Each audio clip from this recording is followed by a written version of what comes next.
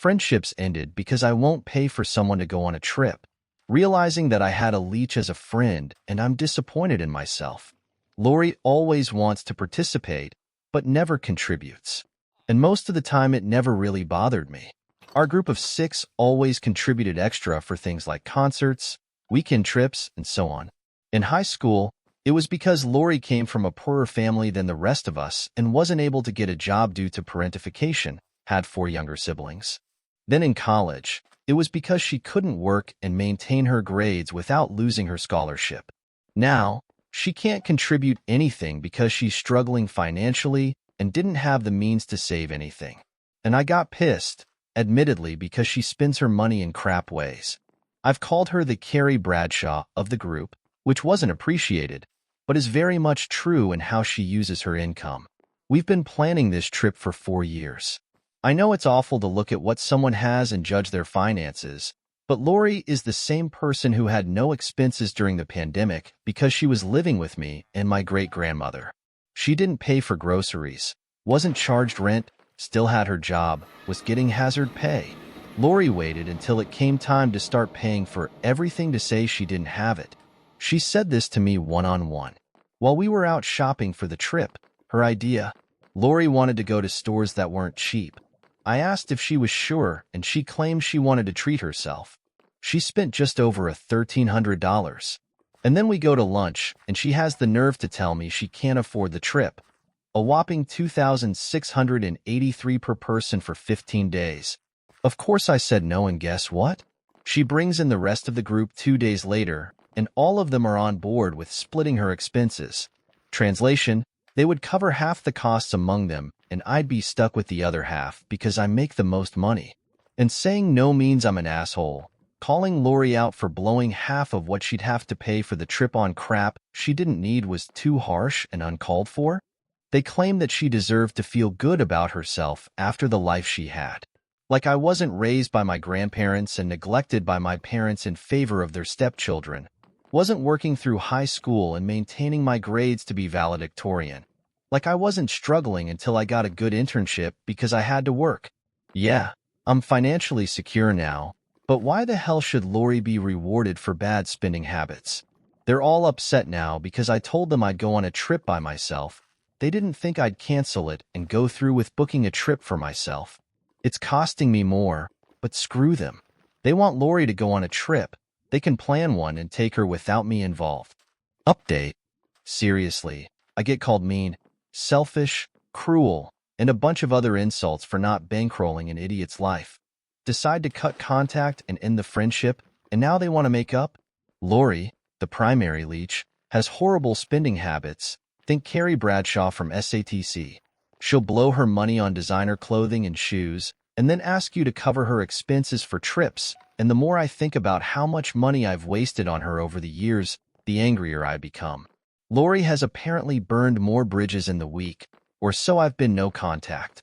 They apparently decided that they can't afford to bring Lori on a similar trip to what I had originally planned for us. It was 15 days split between Portugal, Spain, and Italy. One of the group, Jenna, went to my grandpa because she couldn't get in contact with me. I had blocked all of them, mainly because I got sick of arguing. Grandpa told her now wasn't a good time, though refused to give her any details. She came back 4 days in a row until he relented. He called me for her and gave me the gist of things before I told him to send her to the coffee shop I was at, a post for another day because I'm still processing my earlier meeting and know I'll need to vent about it. The meeting with Jenna went to hell in a handbasket. She started by telling me the group had planned a new trip and she knows I'm mad, but canceling on them and then not sharing the agency was really cruel. They found an agency to travel through, but to keep the time they had off from work means they have to pay more. Cheapest they could get was $4,000 a person. I didn't respond, mainly because yes, she continued to blame me for their crap like it wasn't their fault I canceled and stopped talking to them. When I told her that it was their fault, Jenna agreed that it was. She revealed that they tried to talk Lori into returning everything she brought so she could contribute to her part. In her words, they can't afford half the things I can. Jenna personally believes that Lori's need for designer things is because of me. I didn't snap immediately at this and let her ramble about it. I know you don't notice it, But you're always wearing nice things and spending money on nice places. You're always buying expensive makeup, getting your nails and your hair done. She just wants that lifestyle too, and it's like you're rubbing it in her face. All of us are at fault. And yes, I do spend my money on those things. But as I told Lori and now Jenna, I can afford that lifestyle. I budget for those things. I thrift shop, and a good number of my nice things are secondhand. Yes, I put a lot of effort into my appearance, but I also live below my means. I live in the house my great-grandmother owns outright and pay utilities, shop in bulk and local markets for food, and have good insurance that covers great-grandma's medical expenses. I, again, thrift for my nicer things or save for them or wait for a sale. I have enough in my lost my job savings account to last a year. Yes, I have a savings account just for that and continue to add to it from every paycheck. Everyone that knows me are aware of how I can afford what I afford. I don't make an effort to hide this. However, it is not my fault Lori refuses to be smart with her spending. I said all of this to Jenna, and she had the nerve to cry. She said not everyone can have that type of security, and unlike me, they can't afford a last-minute trip, and Lori especially couldn't. I cut her off when she started on Lori's sad childhood and just let her have it.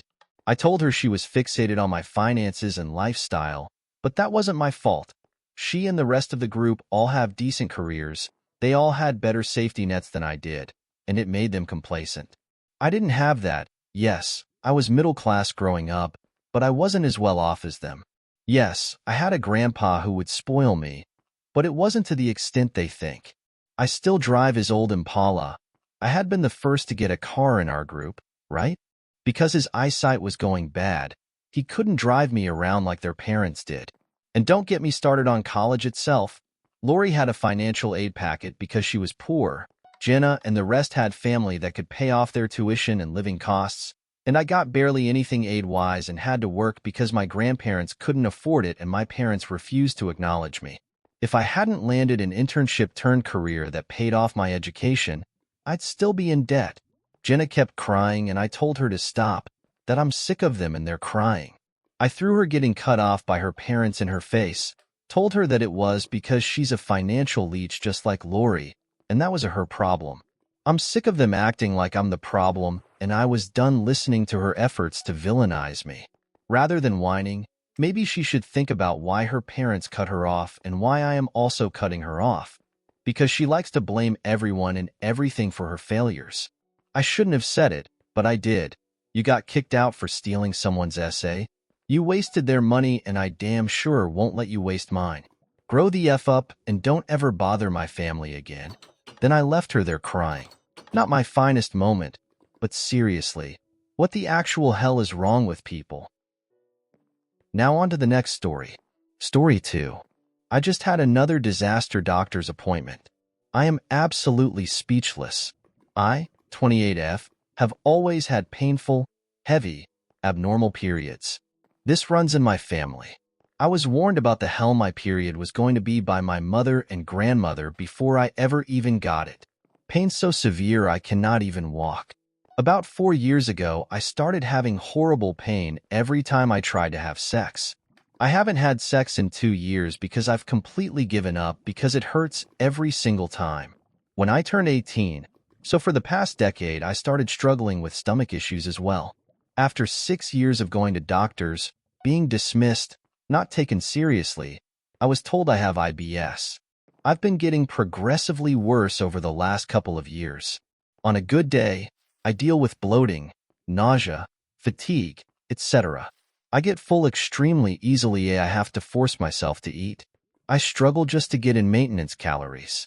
On a bad day, I'm either puking up anything that I try to eat or I get these horrible pains that feels like someone is squeezing my insides, like I got punched in the gut and I cannot breathe.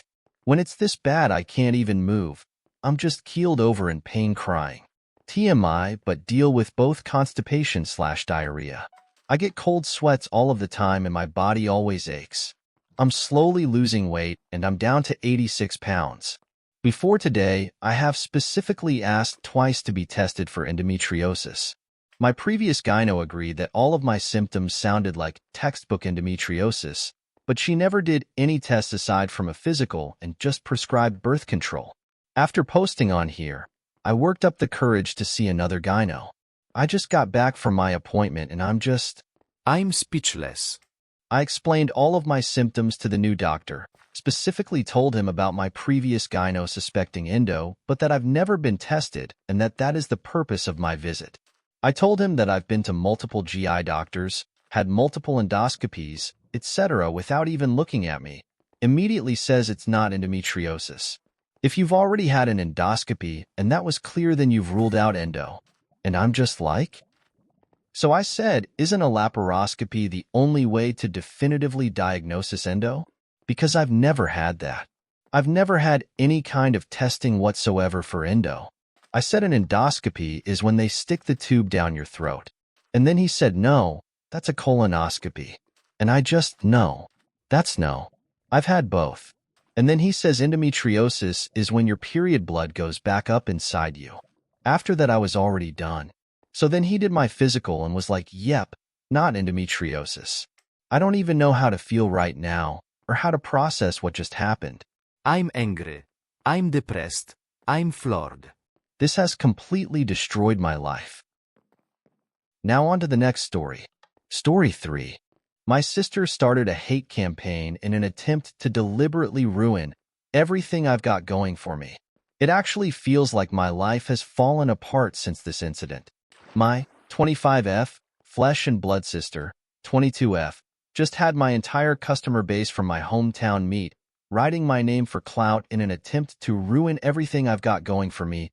Everything that I've got going for me is what I have accomplished on my own. And I'm pretty sure this is why my boyfriend broke up with me. This started when my ex-husband had my 3-year-old serve me a packet of papers requesting that his child support lowered. Within the packet of papers, he included a printed-out screenshot of him talking shit about me with my sister. I mean, they are going back and forth. She is feeding him information for him to attempt to use against me in court, and they are both sharing and agreeing on some pretty gross opinions of me. My ex-husband is a high-conflict man to begin with, and I know for a fact that I wouldn't have done anything like that to her. This isn't the first time she's done something similar to that, though. In high school, she attempted to gossip about a yeast infection that I was actively treating to my ex-boyfriend days after we had broken up, and my first breakup post-divorce occurred because she told the man I had been seeing for several months that I was using him for a place to live and seeing other men. Neither were true. I wasn't even living with this guy. I have not talked to my family in well over a year, my sister included, but I immediately sent her a photo of the printed-off paper, told her she had no business talking crap about me with someone as unpredictable as my ex-husband. I said something intended to hurt her feelings, and I called her a mean name. Next thing I knew, this screenshot was posted publicly to Facebook with a message to her friends and family to please get lost if they associate with me. This post accumulated 130 comments within the next 24 hours, and I learned what everyone truly thought of me. One of her friends messaged me something incredibly hateful. One of her friends messaged my place of work with the remark, "Employ more carefully next time. This is the type of person you have working for you." One of my friends shared the post, tagged me in it, included a paragraph-long hate speech with the comment, "You are something else." Several people shared my art pages in the comments with remarks about my work being as ugly as myself. Another individual tagged my place of work while commenting that they don't support places who employ awful people. My ex-boyfriend's ex started 5 different rumors about me in the comments. My ex-boyfriend's grandmother made a hateful remark about me in the comments. And another incredibly insecure girl started 2 different rumors about me in the comments. Several people told her that she should be ruining everything I've created for myself, to which she replied she was trying to.